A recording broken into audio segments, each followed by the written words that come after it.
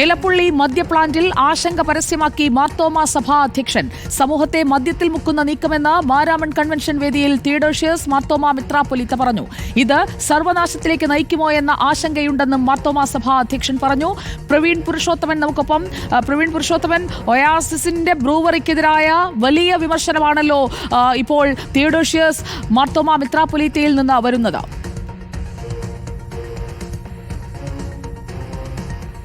സുജിയ 130ാമത് മാരാമൺ കൺവെൻഷന് പമ്പാമൂണം മണപ്പുറത്ത് ഇന്ന് തുടക്കമായി. അതിന്റെ ഉദ്ഘാടന പ്രസംഗത്തിലാണ് മാർത്തോമാ സഭാ അധ്യക്ഷൻ ഡോക്ടർ തിയഡോഷ്യസ് മാർത്തോമാ മെത്രാപ്പൊലീത്ത വിവിധ വിഷയങ്ങളിൽ സർക്കാരിനെ വിമർശിച്ചുകൊണ്ട് പ്രസംഗം നടത്തിയത്. പ്രധാനമായും ബ്രൂവറി വിഷയത്തിൽ അദ്ദേഹം സഭയുടെ നിലപാട് തുറന്നു പറഞ്ഞു.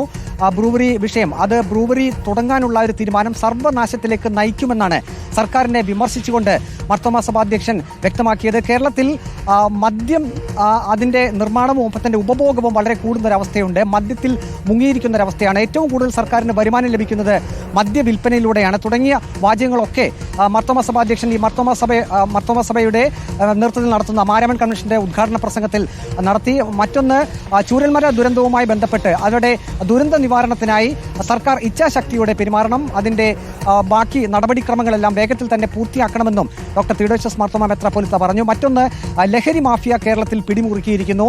കഴിഞ്ഞ ദിവസം ചെറുകോൽപ്പുഴ കൺവെൻഷൻ ഉദ്ഘാടനം ചെയ്യാൻ RSS മേധാവി മോഹൻ ഭാഗവത് എത്തിയിരുന്നു. അവിടെ ലഹരിക്കെതിരെയും ഒപ്പം തന്നെ യുവജനങ്ങളെയും കുട്ടികളെയും ബോധവൽക്കരണത്തിലൂടെ ആ വിപത്തിൽ നിന്നും രക്ഷിക്കുന്നതിന്റെ പ്രാധാന്യത്തെപ്പറ്റി RSS മേധാവി മോഹൻ ഭാഗവത് പറഞ്ഞിരുന്നു.